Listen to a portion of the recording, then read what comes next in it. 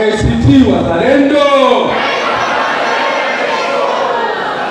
Mheshimiwa ndugu yetu kiongozi wa chama Dorothy Semi, makamu wenye viti wote bara na Zanzibar, katibu mkuu wetu wa Chama cha Mapinduzi hapo sasa, mwenyekiti wetu, katibu wetu mkuu wa chama cha ACT Wazalendo, mwenyekiti wetu wa vijana wa ACT Wazalendo na viongozi wengine wote ambao wamehudhuria hafla hii. Mimi nimetambulishwa kwenu, mmesikia. Naitwa Luhaga Joyson Mpina, ndiye niliyekuwa mgombea wa nafasi ya rais ya Jamhuri ya Muungano wa Tanzania kupitia chama cha ACT Wazalendo, na kwa sasa ni naibu waziri mkuu kivuli na waziri wa nishati na madini kupitia chama cha ACT Wazalendo. Sasa kwa dakika hizi mbili nataka niseme yafuatayo. Tuko kwenye swala la maadhimisho ya siku ya vijana duniani. Tuko kwenye siku ya maadhimisho ya siku ya vijana duniani. Ukizungumza neno vijana, ndiyo taifa linategemea vijana katika ustawi wake, dunia inategemea vijana katika ustawi wake.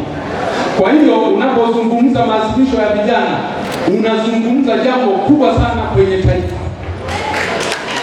Unazungumza jambo kubwa sana kwenye taifa. Kwa hiyo na wewe mwenyewe kijana mmoja mmoja ujue kwamba wewe ni jambo kubwa sana kwenye taifa na una wajibu mkubwa sana kwenye taifa. Sasa unapokuwa na wajibu mkubwa kwenye taifa, lazima ujiangalie una nini, una nyenzo gani mkononi mwako ya kufanya wewe uwe jambo kubwa sana katika taifa lako. Una nini mkononi? Una nini kibindoni? Nimeelezwa wanaokuja kutoa mada hapa ni watu ambao wanawafahamu, wabobevu wa mambo mbalimbali. Sina mashaka nao, nitabadilishana nao uzoefu na mawazo kwa sababu ni lazima kama vijana. Hauwezi kutengeneza taifa halafu unategemea kwamba utatengeneza taifa lenye nguvu halafu na vijana dhaifu.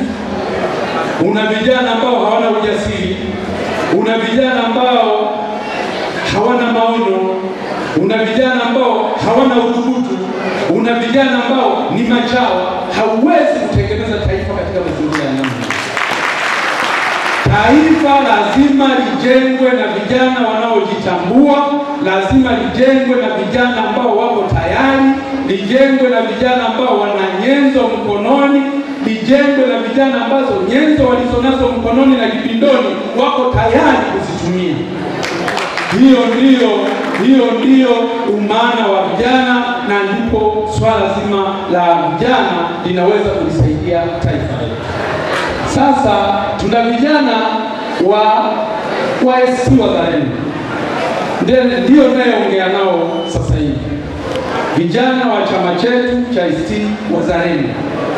Viongozi watawaambia pia umuhimu wa kijana wa ACT Wazalendo anatakiwa awe vipi katika kuhakikisha kwamba ajenda za kitaifa zilizoko yeye hawi mtazamaji.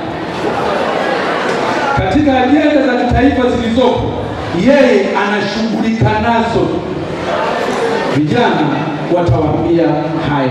Sasa tuna swala la katiba mpya, msingi wa maendeleo ya vijana, na mimi nakubaliana na nyinyi. Ni vijana ambao mmezaliwa kwenye karne ambayo ni ngumu kidogo, mmezaliwa katika kipindi ambacho ni kigumu, mna changamoto ya mambo mengi, mna changamoto kubwa ya kupata ajira, mnasoma mpaka level kubwa. Leo hii Tanzania mpaka hata mtu mwenye PhD hana ajira kwa sababu ya uchumi unajengwa ambao hauzalishi ajira, kwa sababu ya maandalizi ya vijana ambao wanaandaliwa hawajivi kikamilifu kuweza kujiajiri wala kuajiriwa. Kwa hiyo kunayo kazi kubwa ambayo ni lazima sera za kitaifa zipate viongozi wa kweli wenye maono ya kweli, ambao watatransform hizo sheria, ambazo watatransform hizo sera, ili kuliwezesha taifa hili na watu wake wote waweze kunufaika na uchumi wa nchi, waweze kunufaika na taifa lao. Sasa tunazungumzia katiba mpya, msingi wa maendeleo ya vijana. Sasa vijana wa ACT Wazalendo, jukumu lenu ni nini katika kuhakikisha katiba mpya inakuwepo? Jukumu lenu ni nini? Ni kuja kwenye kongamano tu kama hapa, mkapendeza, mkavaa, mkacheza muziki halafu basi? Jukumu lenu ni nini katika kuhakikisha katiba mpya inapatikana? Na msisahau, mnapofanya kampeni za kupata katiba mpya, tuko kwenye serikali ya awamu ya 6 ambayo yenyewe kuvunja sheria inaona ni jambo la kawaida. Kuvunja katiba ya nchi ni jambo la kawaida. Leo hii wavunja katiba ya nchi wala sio wananchi, ni serikali yenyewe ndiyo inaongoza katika kuvunja katiba ya nchi. Nimekuwa mbunge kwa miaka 20. Nimefanya kazi na Mkapa kidogo, akaja Kikwete, akaja Magufuli. Tumekuja katika awamu hii, sijawahi kushuhudia serikali inayovunja sheria kwa kiwango hicho. Sijawahi kuona serikali inayovunja katiba kwa kiwango hicho, sijawahi kuona.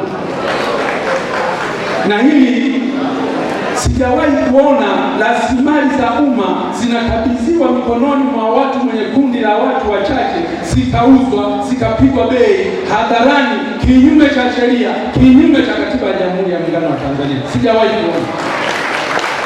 Sijawahi kuona mambo yanaendeshwa kinyume cha sheria hadharani, na hata kufanyika marekebisho yake hakuna. Sijawahi kuona. Kwa hiyo mna kazi kubwa ya kuhakikisha kwamba mnaipiga marufuku serikali ya awamu ya 6 kuvunja sheria za nchi. Mnaipiga marufuku serikali ya awamu ya 6 kuuza rasilimali za taifa. Mnaipiga marufuku serikali ya awamu ya 6 kuruhusu wizi, rushwa, ufisadi na ubadhirifu wa fedha za umma. Sasa tutasema katiba mpya, lakini kama kuna unconstitution, kuna lawlessness kubwa kiasi hicho, hatuwezi kufanikiwa. Kwa hiyo la kwanza mnalo jukumu sasa hivi katika kampeni ya kutafuta katiba mpya, ni lazima serikali iliyoko madarakani ipigwe marufuku kuanzia sasa kuvunja sheria za nchi, ipigwe marufuku kuvunja katiba ya nchi. La mwisho, na changamoto ya muda kweli kweli, lakini la mwisho, mnaona chama chenu na safu ya chama chenu ilivyokamilika. Nataka niwaambie, kwanza nimefurahishwa sana na umati huu wa vijana mliokuja kutuletea sherehe hii ya maadhimisho ya siku ya vijana duniani. Nimefurahi sana. Lakini la pili, mmeona viongozi wote hao kuwapata, kuanzia KC, makamu wote, mwenyekiti, katibu mkuu, nani, mpaka na sisi akina Mpina tumekuja. Maanake ni kwamba tukio lenu hili limekubalika. Na niwahakikishie kwamba sisi viongozi wenu tuko imara na tuko tayari. Nilimsikia mgombea, nilimsikia alipokuwa kule Zanzibar, alikuwa anawaambia kwamba hao wa vyama vingine waliishiwa power. Nilimsikia mtawala akisema hivyo, eti kule Zanzibar, eti akina Mpina na hao akina Lissu waliishiwa power. Nataka niseme na nirudie tena, aliyeishiwa power ni yeye. Aliyekimbizana watu kuwapeleka mahabusu na kuwafungia kule wasigombee, aliyepelekea kuweka mapingamizi ya nguvu mahakamani tusishiriki uchaguzi. Niliwekewa pingamizi la kwanza, nikaenda kupangua kesi mahakamani. Nikawekewa pingamizi la pili tena na mwanasheria mkuu wa serikali, ambaye kwenye pingamizi la kwanza nimemaliza kumshinda kesi mahakamani, mahakama kuu. Sasa kama mwanasheria mkuu wa serikali aliniwekea pingamizi, maana yake ni kwamba ni yeye mwenyewe Samia Suluhu Hassan aliniwekea pingamizi. Sasa huo kama sio uoga wa mapambano ni nini? Na mimi nataka niseme vijana wenu, sijawahi kuogopa mapambano. Kama wanafikiri sijawahi kuogopa mapambano ya aina yoyote, asubuhi au usiku. Na kama wanafikiri kwamba labda ni kitu gani, nasema tumeishiwa pawa. Mimi tayari hata mechi ya urafiki mwema, sinatoka kuna mechi zingine za urafiki mwema, za ujirani mwema au urafiki mwema, zinaitwaje? Friendly match.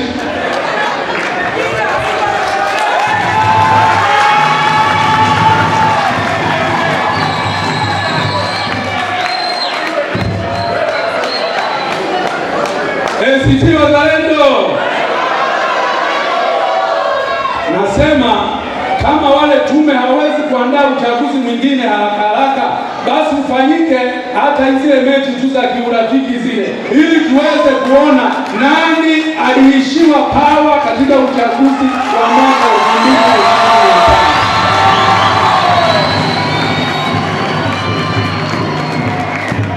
Ndugu vijana, itoshe kusema kwa sababu na changamoto hiyo ya muda, lakini sina mashaka viongozi hao waliopo jambo hili zuri, akina Ole Nguruma, kaka yangu Madu, mdogo wangu Madu, na nikupongeze Madu kwa kusimamia vizuri sana ile kesi ya Kindiko.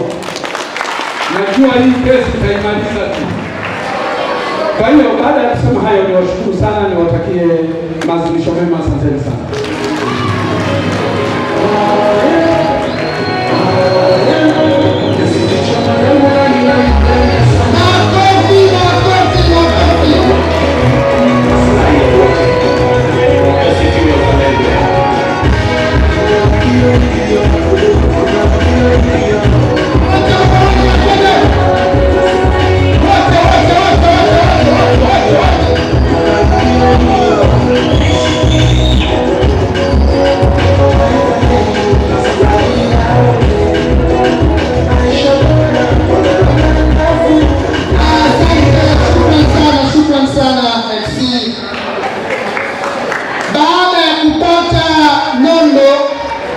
Kutoka kwa naibu waziri mkuu kivuli Mheshimiwa Luhaga Johnson Mpina, sasa ni muda wa kumwita mgeni wetu wa heshima, wakili Onesmo Ole Nguruma, mratibu taifa wa mtandao wa watetezi wa haki za binadamu, kuongea na vijana kutoka THRC. Wakili Onesmo, karibu sana kuja kuzungumza.